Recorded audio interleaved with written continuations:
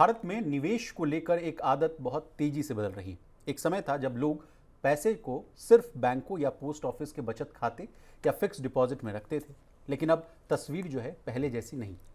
मई 2025 तक mutual fund का AUM देश के बैंकों में रखी गई कुल डिपॉजिट्स के 31% के बराबर पहुंच गई। ब्लूमबर्ग के आंकड़ों के अनुसार फाइनेंशियल ईयर 2015 में बैंक जमा की तुलना में म्यूचुअल फंड का AUM केवल 13% था, लेकिन धीरे धीरे ये हिस्सेदारी बढ़ती ही गई। प्रवीण सर, एक चार्ट है, उसको भी मैं दिखाना चाहूँगा, लेकिन ये बढ़ोतरी जो दिख रही है इस चार्ट में, वो क्या संकेत दे रही है? बिल्कुल ये संकेत ये दे रहे हो जिसकी तरफ बार बार इशारा किया जाता रहा पिछले साल से, खास तौर पर सेबी, सरकार, RBI सब ने इसको लेके एक खतरे की घंटी के तौर पर बताया, और वो ये कि डिपॉजिट्स घट रहे हैं बैंकों के, और म्यूचुअल फंड हो या शेयर बाजार हो, वहाँ पर लोगों की सेविंग जा रही है। लोग बचत कम कर रहे हैं, इन्वेस्टमेंट ज़्यादा कर रहे हैं, इस तरह की बात आई। फिर ये आया कि एक्सेसिव जो है वो बाजार को लेकर स्पेकुलेशन है, लोग कहीं हाथ न जला बैठें, इस तरह की बात आई जी। और उसके साथ आंकड़े इस बात के भी आए कि बैंक डिपॉजिट किस रफ्तार से बढ़े हैं और म्यूचुअल फंड के AUMs किस रफ्तार से बढ़े हैं। जी। अब उसी बात का जिक्र जो है वो दिग्गज बैंकर हैं उदय कोटक, उन्होंने अपने एक ट्वीट में किया और बताया कि भारत में जो निवेश और बचत की आदत है वो किस तरह से एकदम उसमें एक ट्रांसफॉर्मेशन है, एक बड़ा बदलाव नजर आ रहा है। सर, चर्चा में आगे चलेंगे, लेकिन उसके पहले कुछ आंकड़े हैं। वो फाइनेंशियल 15 की बात की जा रही थी, जो 13% का है। ये प्रोपोर्शन बता रहा है कि किस तरह से AUM वर्सेस जो बैंक डिपॉजिट्स वाला जो आंकड़ा है वो 13% था। 16 में, फाइनेंशियल 16 में भी ये 13 था, 17 में बढ़कर 16% हुआ है, 18 में 19, फाइनेंशियल 19 में ये 20% रहा है। फिर इसमें गिरावट भी आई है, फाइनेंशियल 20 में ये घटकर 16% पर आया है, लेकिन 21, 22, 23, 24 और 25 में ये 21, 23, 26, 29 और अब तो मई 2025 का जो आंकड़ा है वो 31% दिखा रहा है। और ये आंकड़े हम कहाँ से दे रहे हैं? तो ब्लूमबर्ग की रिपोर्ट है, उसमें जो सोर्स है वो फ्रैंकलिन टेम्पटन रिपोर्ट है, RBI और एमफी के डेटा को मिलाकर ये बताया गया है। सर, ये तो बहुत चिंताजनक बात है, 13% 2015 में और मात्र 10 साल में सर दुगना हो गया, दुगना से भी ज़्यादा। नहीं, चिंताजनक बात ये मोटे तौर पर चिंता इससे बैंकों के लिए है, आम कस्टमर्स के लिए, आम जो हाउस होल्ड है उसके लिए चिंता की बात बहुत ज़्यादा संभवतः नहीं है। हालांकि RBI और सेबी वगैरह पिछले साल काफ़ी इस चीज़ को लेकर ओवर फाइनेंशियलाइजिंग वाली, हाँ, खुद सरकार भी कह चुकी इस बात को। और इस साल बजट के पहले जब आर्थिक समीक्षा आई थी, आर्थिक सर्वेक्षण आया था, तो उसमें जो आपके CA हैं, चीफ इकोनॉमिक एडवाइज़र अनंत नागेश्वरन, उन्होंने भी इस बात को की ओर इशारा किया था ओवर फाइनेंशियलाइजेशन की तरफ। अब समस्या इस बात की है असल में सरकार के सामने और बैंकों के सामने कि लोग अगर इन्वेस्टमेंट ज़्यादा करेंगे, लोग अगर म्यूचुअल फंड में ज़्यादा पैसा लगाएंगे, शेयर बाजार में पैसा ज़्यादा लगाएंगे, तो बैंकों के पास जो डिपॉजिट मोबिलाइजेशन है वो मामला बड़ा गड़बड़ाता हुआ दिखाई दे रहा था। रिजर्व बैंक ने पिछले साल साफ तौर पर कहा था बैंकों से कि वो इस तरह के प्रोडक्ट्स लाएं, इस तरह के ऑफर्स या इस तरह के अपना स्कीम्स लेकर आएँ ताकि लोग बैंकों में पैसा डिपॉजिट करें। इसके लिए बड़ा जोर दिया गया क्योंकि जो डिपॉजिट ग्रोथ थी वो बहुत सुस्त पड़ गई थी, उस वक्त क्रेडिट ग्रोथ बढ़ गई थी और बाकी म्यूचुअल फंड के AUM तो तेज़ रफ्तार से बढ़ ही रहे थे। और मज़ेदार बात यह है कि उसके बाद ही अक्टूबर से हमने देखा कि मार्केट्स में एक तेज गिरावट का भी दौर आया। जी। अब इसका दूसरा ट्रेंड समझ लीजिए कि जो कि ये है कि आखिर वजह क्या है कि लोगों ने बैंकों में पैसा डालना बंद कर दिया। जी।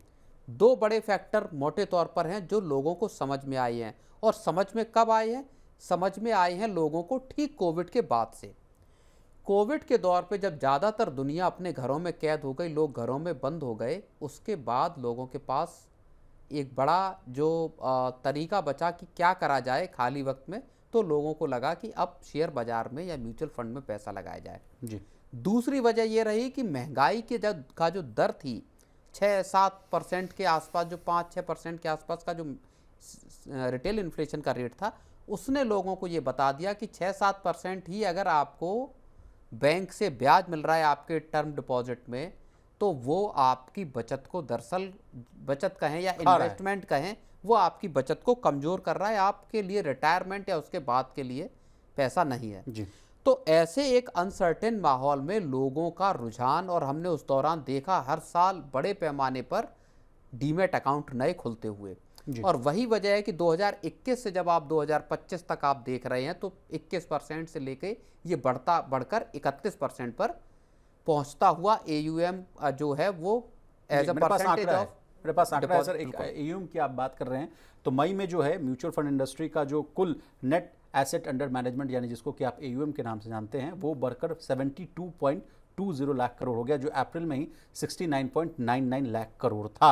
अब SIP अकाउंट्स की भी जो संख्या, उसमें भी बहुत बढ़ोतरी देखने को मिल रही है। मई महीने में सर SIP वाले जो अकाउंट की संख्या वो 8.56 करोड़ थी, जो अप्रैल में 8.38 करोड़ से अधिक बताई जा रही है। कुल SIP खाते की बात की जाए सर, वो भी अब बढ़कर 9.06 करोड़ के आसपास पहुंच रहा है। लेकिन इसमें एक और बड़ा फैक्टर ये भी है सर कि जो डिजिटल प्लेटफॉर्म्स के आने से, मान लीजिए जो ग्रो जैसे ऐप हैं या जीरोधा जैसे ऐप हैं या तमाम 5paisa.com या तमाम जितने भी जो ब्रोकिंग फर्म्स जो आ गए, जो हाथ में मोबाइल लीजिए और उसी से ट्रेड कीजिए, और FNO वाला भी एंगल इसमें जोड़ दीजिएगा।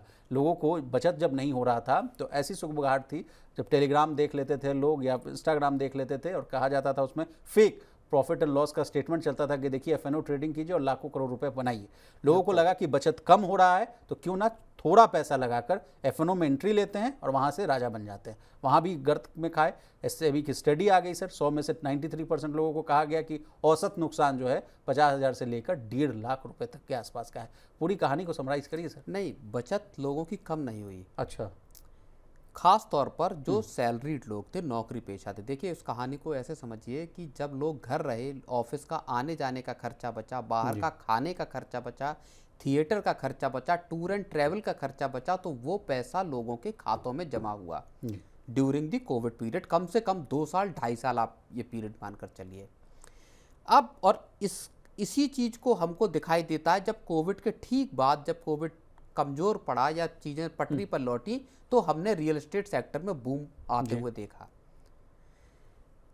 वो वजह यही थी कि लोगों के पास कैश इकट्ठा हुआ और उसका इस्तेमाल लोगों ने बड़े पैमाने पर क्या किया कि सेविंग अकाउंट में 5%, सेविंग अकाउंट में तो खैर 3% 4% का रेट मिला, लेकिन अगर आप FD भी कर रहे हैं तो 6-7% का ब्याज आपको जब मिल रहा था, तो लोगों को समझ में आया कि ये काम की चीज़ नहीं है, अब हमको थोड़ा रिस्क लेना पड़ेगा, जिंदगी का कोई भरोसा है नहीं जी।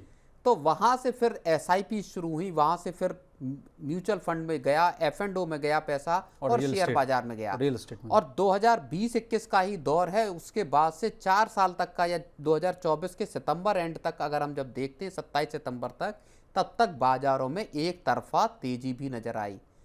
तो जिस शख्स ने जहां पैसा डाल दिया, जिसको मार्केट की ABCD भी पता नहीं थी, उसने पैसा उठा के डाल दिया और वहां उसका पैसा पता चला 6 महीने में डबल हो गया। तो लोगों को यह लगा कि मार्केट से बढ़कर इस वक्त दुनिया में कोई चीज है नहीं। तो वो कहानी वहां से जो आप जो एक तेज देख रहे हैं, और वहीं उसी चीज को लेके उदय कोटक चेतावनी भी दे रहे हैं कि ये जो हड़बड़ी दिखाई दे रही है लोगों में पैसा बाजार में झोंकने की, चाहे F&O हो, चाहे शेयर हो, चाहे म्यूचुअल फंड हो, वो कहीं ना कहीं एक खतरा भी पैदा करती है। चलिए, चेतावनी की बात की तो आगे बढ़ते हैं सर। ग्लोबल ब्रोकरेज, और एक इसमें डेटा और बहुत बढ़िया है। FY20 में जो आंकड़ा इंडियन हाउस होल्ड की सेविंग्स का था, जो टर्म डिपॉजिट के तौर पर था, वो 50% से ज़्यादा था, और 5 साल के भीतर वो डेटा, वो जो आंकड़ा है वो घट के 45% पे आ गया। 5% की गिरावट है पूरे के पूरे इंडियन हाउस होल्ड की, जो टर्म डिपॉजिट में सेविंग जाती थी उसमें। टर्म डिपॉजिट यानी FDRD इस तरह की जो स्कीम्स हैं, इतना बड़ा डिफरेंस जो है वो पिछले 5 साल में आया है कोविड के बाद से। जी। तो आप कहना चाह रहे हैं कि जो 5% की जो गिरावट आई, वो पैसा गया है शेयर बाजार में, म्यूचुअल फंड में, सोने में और रियल एस्टेट में। बिल्कुल। क्या ये भी इसमें ये भी एंगल हो सकता है सर कि मान लीजिए कमाई नहीं बढ़ी, मान लीजिए उसको खर्च करने के लिए भी सेविंग्स निकाल कर लोग खर्च करते हुए दिखे? नहीं, ये भी हो सकता है। देखिए, फैक्टर बहुत सारे, लेकिन प्राइमरली लोगों ने सेविंग्स की बजाय इन्वेस्टमेंट को तरजीह दी है। लोगों ने कहा है जिसकी रिस्क टेकिंग कैपेसिटी भी नहीं थी, उन्होंने भी रिस्क लेने की कोशिश की है। रिस्क एपेटाइट बढ़ गया है सर बेसिकली।